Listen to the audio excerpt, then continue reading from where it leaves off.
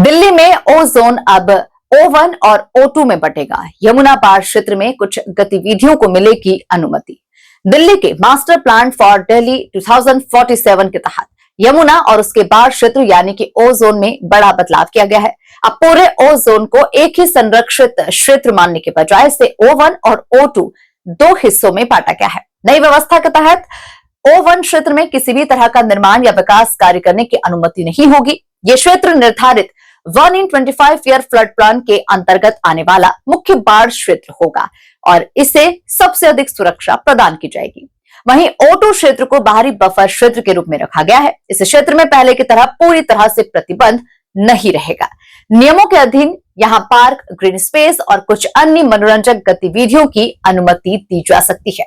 अधिकारियों के अनुसार इसका उद्देश्य यमुना से लोगों का जुड़ाव बढ़ाना और नदी के आसपास ऐसे नियंत्रण स्थान विकसित करना है जिनसे बाढ़ क्षेत्र के पर्यावरण और जल प्रबंधन पर प्रतिकूल असर न पड़े।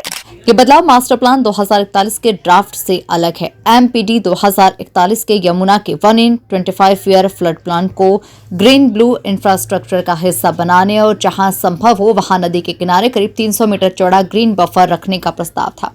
ड्राफ्ट में बाढ़ क्षेत्र में स्थायी निर्माण की अनुमति नहीं देने की बात कही गई थी। नए प्लान में O1 को कोर फ्लड प्लान और O2 को आउटर बफर के रूप में देखा गया है। हालांकि O2 में भी अनियंत्रित निर्माण की अनुमति नहीं होगी और गतिविधियां निर्धारित नियमों के तहत ही होंगी। इसी के साथ ही यमुना के बाढ़ क्षेत्र में वेटलैंड्स को पुनर्जीवित करने, जलाशयों से गाद निकालने और प्राकृतिक निचले क्षेत्रों को स्टोरेज बेसिन्स में बदलने की योजना भी प्रस्तावित है। अवैध निर्माण मलबा डालने और बिना उपचारित सीवेज को यमुना में डालने पर निगरानी बढ़ाने की बात कही गई है। धार्मिक और सामाजिक सांस्कृतिक कार्यक्रमों को भी निर्धारित स्थानों तक सीमित रखने का प्रस्ताव है। पूजा सामग्री, मूर्ति विसर्जन, खाद और कचरे के निपटान को लेकर भी नियम बनाए जाएंगे। हालांकि पर्यावरण विशेषज्ञों और कुछ निवासियों ने O2 में गतिविधियों की अनुमति दिए जाने को लेकर चिंता जताई है। उनका कहना है कि यदि मनोरंजक गतिविधियों के नाम पर स्थायी ढांचा और निर्माण बढ़ा तो इससे यमुना के प्राकृतिक जल निकासी, भूजल रिचार्ज और बाढ़ के पानी को रोकने की क्षमता प्रभावित हो सकती है।